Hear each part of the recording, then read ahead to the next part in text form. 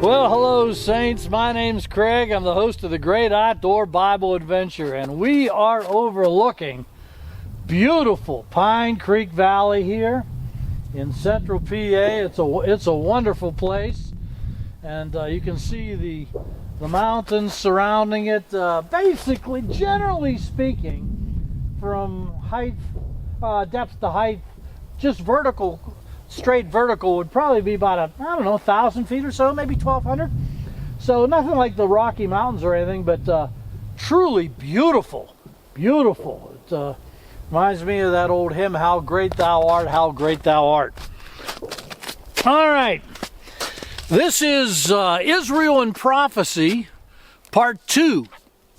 And we are going to read Amos chapter 9 and verse 15. And here's what it says. I will plant Israel in their own land, the promised land, never again to be uprooted from the land I have given them, says the Lord your God. Did you hear that? Let me read it one more time. I will plant Israel in their own land, never to be uprooted again, says the Lord your God. Israel had been defeated by the Babylonians, and we saw that in previous videos. We've largely been in Ezekiel.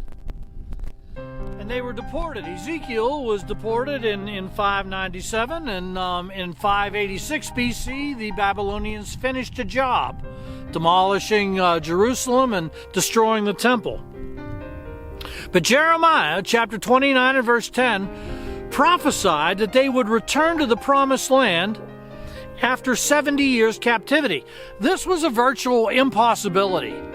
The nation of Israel, Judah, was so small, surrounded by such military forces like the Babylonians and then the Medes and the Persians. But Jeremiah said this in Jeremiah 29:10. This is what the Lord says. When 70 years are completed for Babylon, I will come to you and fulfill my good promise to bring you back to this place. And it happened.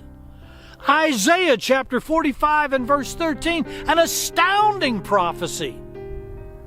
Even mentions the ruler who would allow them to go back by name. He was the ruler of the Medes of the Persians who defeated the Babylonians, and Isaiah says, I will raise up Cyrus in my righteousness, and I will make all his way straight. He will rebuild my city and set my exiles free. And so he did. Could you imagine being a Jewish slave in Babylon and hearing that there was a Persian ruler, or I can't remember if it was a Persian or a Mede, named Cyrus? Oh my gosh. Well, they came back and they established their promised land. And under the righteous leadership of men like Nehemiah and Ezra and Haggai and Zechariah. And then after hundreds of years came Jesus. But the Jews rejected Jesus. And they lost the promised land again. Jesus prophesied it. Matthew chapter 24 verses 1 and 2. They're in the temple grounds. And Jesus left the temple and was walking away when his disciples came up to him to call attention to the buildings. Do you see these things? Jesus asked. I tell you, not one stone here will be left on another. Every one will be thrown down. Oh, you might say, well, I thought that Amos prophesied that they'd never be uprooted again. Well, they were uprooted because once again, they rejected the Lord. They rejected Jesus as the Messiah. So there goes that prophecy. So much for that. But in 1917, in England, the Balfour Declaration during World War I supported, quote, a national home for the Jewish people in Palestine. After the Holocaust in World War II, supported principally by the United States, On May 15th, 1948, Jewish independence is declared, thus fulfilling the prophecy of Amos, chapter 9 and verse 15. I want to read it to you again. I will plant Israel in their own land, never again to be uprooted from the land I have given them, says the Lord your God. Never again to be uprooted. When Israel was declared a nation independently in 1948, they were immediately attacked by Egypt, Jordan, Syria, Iraq, and Lebanon. They all struck Israel, and they lost. The Jews called it the War of Independence. The Arabs called it the catastrophe. In 1956, the Suez Canal crisis under Abdul Nasser of Egypt. Once again, Israel and Egypt go at it.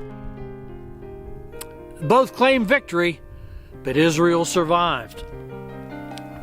And then in 1967, what I'm getting at, this prophecy in Amos, that God would restore them to their promised land, and they will never again be uprooted. Israel is not going anywhere. And to oppose Israel's right to exist is to oppose the will of God. And this is a prophetic fulfillment. Well, I was born in 55, so I was born 7 years later.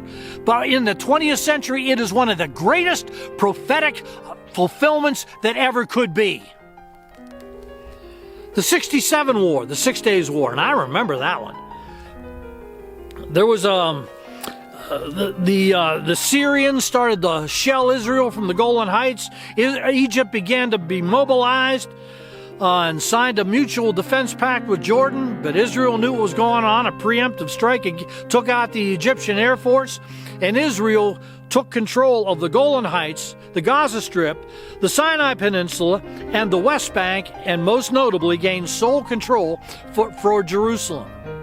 Attacked in 1948, attacked in 1956, attacked in 1967. And Israel survives. How? Because of the will of God. They will never again be uprooted. The last hot war, well, it wasn't the last, but 1973, the Yom Kippur War. I remember that one too. Israel was caught off guard, and the Egyptian army does rather well. But then Israel reverses its losses and once again survives.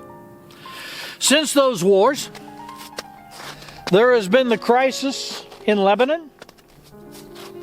Israel has been opposed by terrorist organizations such as the PLO, Hamas, and Hezbollah.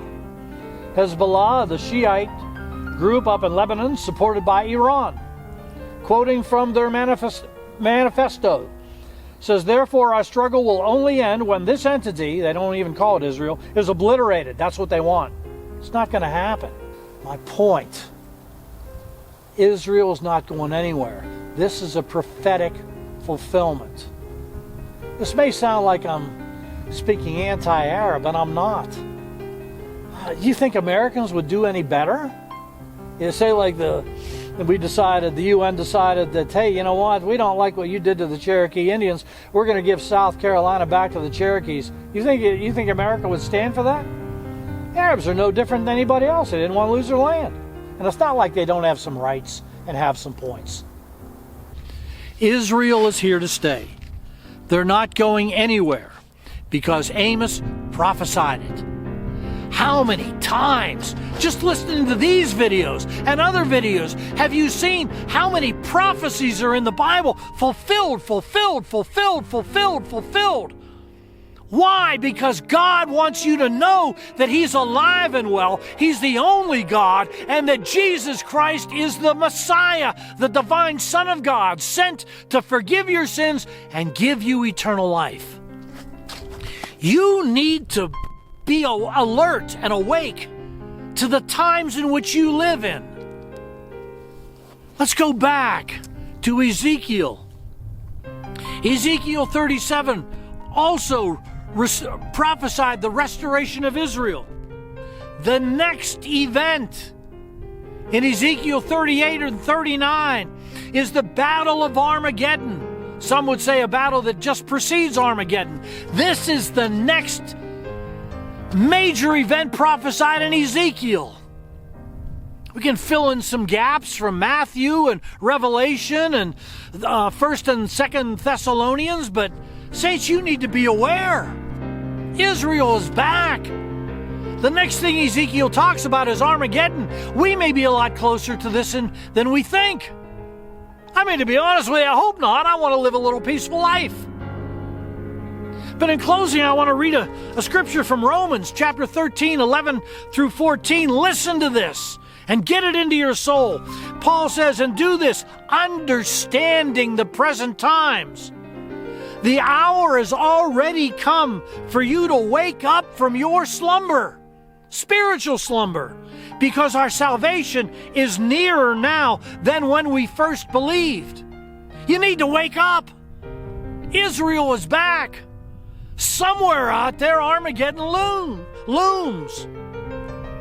Paul continues, verse 12. The night is nearly over. The day is almost here. So let us put aside the deeds of darkness and put on the armor of light. He's talking about repentance. He's talking about living as a Christian.